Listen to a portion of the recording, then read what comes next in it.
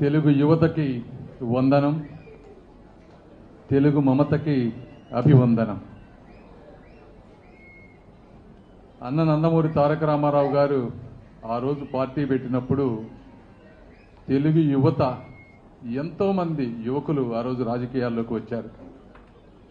ఆ రోజు వచ్చినటువంటి యువతే ఈరోజు స్టేజ్ల మీద ఎక్కుతున్నటువంటి నాయకులు, లీడర్లు.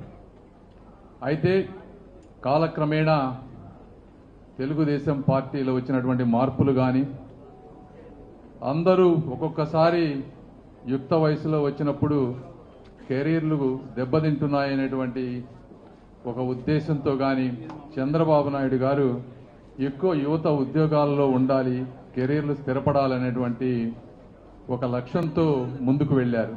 ఆ కాలక్రమేణా యువ నాయకులు, తెలుగుదేశ పోరాట పటిమ ఉన్నటువంటి వ్యక్తులు ఈ రోజున ఒక జగన్మోహన్ రెడ్డి గారి నియంతృత్వ పాలనని ఎదుర్కోవటంలో కొంత ఇబ్బంది పడ్డ మాట వాస్తవం.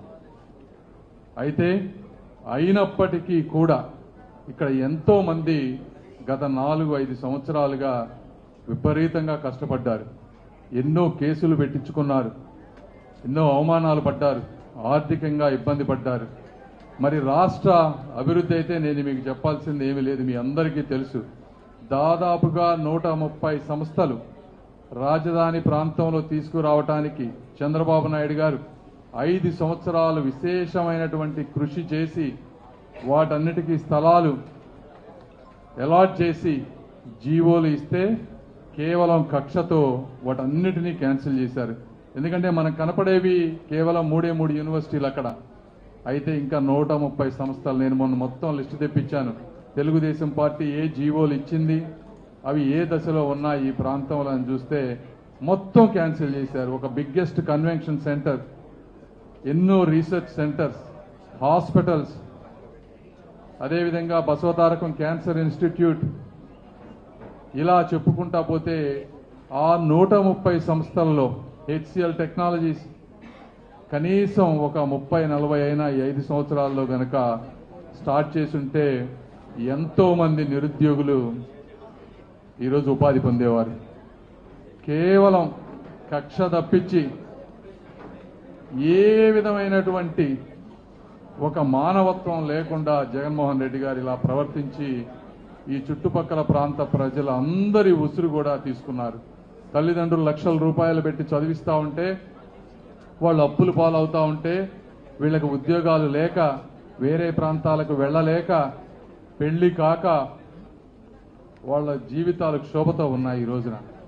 అయితే మీ అందరూ ఒకటే గుర్తుపెట్టుకోవాలి, జగన్మోహన్ రెడ్డి గారు గ్రావెల్ అన్ని ప్రాంతాల్లో, మన పొన్నూరులో గ్రావెల్ దువ్వారు, ఈస్ట్ గోదావరిలో బాక్సైడ్ దువ్వారు, నెల్లూరులో సిలికా క్వార్ట్జ్ దువ్వారు, ఇట్లా ఒక్కొక్క దగ్గరకు పోతే గ్రానైట్ దువ్వారు. రాయలసీమలో అన్ని ప్రాంతాలలో ఉన్నటువంటి సహజ వనరులన్నిటినీ కూడా తవ్వి, అంటే కొంతమంది పేదవారికి పాపం తెలియదు, ఏదో ఎవడో తవ్వుకుపోతున్నాడు కదా నాకు వచ్చే నష్టం ఏంటి అని తవ్వి కొన్ని వేల కోట్ల అవినీతి సొమ్ము పోగు చేశారు. వేల కోట్లు.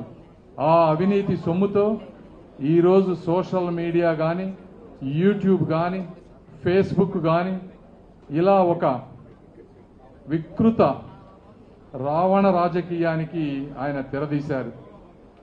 కొంతమంది చెప్తా ఉన్నారు, జగన్మోహన్ రెడ్డి గారు సోషల్ మీడియాలో అంత యాక్టివ్గా ఉన్నారు, ఆంధ్రప్రదేశ్ అంతా కూడా సిద్ధం పోస్టర్లు వేశారు, మీరెందుకు చేయలేకపోతున్నారని కొంతమంది మమ్మల్ని అడుగుతా ఉంటే నేను చెప్తా ఉన్నాను, మా దగ్గర అంత అవినీతి సొమ్ము లేదయ్యా. మీరు అవినీతి సొమ్మును ప్రశ్నించబోయి కొంతమంది అది గొప్పగా చెప్తా ఉన్నారు. మా దగ్గర ఉంది ఎవరంటే గుండెల నిండా అభిమానం, ప్రేమ పెంచుకున్నటువంటి మా కార్యకర్తలు. కాబట్టి ఆ వికృత రాజకీయానికి ఎదురొడ్డి పోరాడుతున్న ప్రతి కార్యకర్తకి కూడా మనస్ఫూర్తిగా నేను ధన్యవాదాలు తెలుపుకుంటున్నాను తెలుగుదేశం పార్టీ తరఫున. తెలుగుదేశం పార్టీ రేపు అధికారం వచ్చిన తర్వాత మీ అందరికీ రాజకీయ ప్రాధాన్యత ఇచ్చే విషయంలో నేను కృషి చేస్తాను తప్పకుండా. కేవలం అంటే ఈ రోజుల్లో డబ్బు రాజకీయం ఎక్కువైపోయింది. అర్థం, ఎంతోమంది కష్టపడుతున్నా మంచి వాళ్ళు ఉన్నా కూడా వాళ్ళు పోటీ చేసేటువంటి పరిస్థితులు లేవు.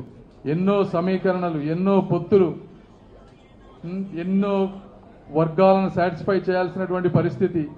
అవి కాక డబ్బు కూడా పడేటప్పటికి అందరూ ఈరోజు నలిగిపోతున్నారు.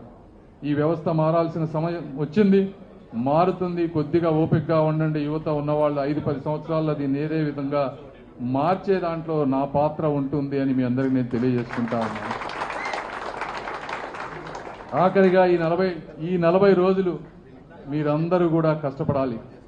కష్టపడాలంటే సోషల్ మీడియా అది ఒక్కటే కాదు, రేపు బూత్ ఏజెంట్లుగా కూడా మీరు పోరాడాల్సిన అవసరం ఉంది. ఈరోజు బీజేపీ పార్టీ మనతో పొత్తు పెట్టుకుంది కాబట్టి కొద్దో గొప్ప మనకి ఇబ్బంది ఉండకపోవచ్చు ఈ విషయంలో. అయినప్పటికీ కూడా ఏ మాత్రం అశ్రద్ధ చేయవద్దు. దీనికన్నా ముఖ్యంగా యువత ఒక మూమెంటంని క్రియేట్ చేయగలిగినటువంటి వ్యక్తులు మీరు. అంటే మేము ప్రచారానికి వెళ్ళినప్పుడు కానీ, లేకపోతే మీరు గ్రామాల్లో తిరిగినప్పుడు కానీ ఒక మూమెంటం కనుక క్రియేట్ చేస్తే చాలా మంది న్యూట్రల్ ఓటర్సు ఏ పార్టీ గెలుస్తుందో వాటి వైపు ఓట్లు వేస్తారు. ఎందుకంటే ఎవరు ఏ వ్యక్తి కూడా వారి ఓటు ఓడిపోయే వారికి మురిగిపోవటానికి ఇష్టపడరు. కాబట్టి ఈ మూమెంటం క్రియేట్ చేయడంలో మీరందరూ కూడా ప్రత్యేక శ్రద్ధ తీసుకోవాలని నేను మనస్ఫూర్తిగా కోరుకుంటా ఉన్నాను. కాబట్టి మీలాంటి యువకులు ఇచ్చేటువంటి ఉత్తేజంతో మేము కూడా విపరీతంగా కష్టపడతామని మీ అందరికీ తెలియజేసుకుంటూ మనస్ఫూర్తి కృతజ్ఞతలు తెలుపుకుంటూ సెలవు తీసుకుంటున్నాను. Thank you.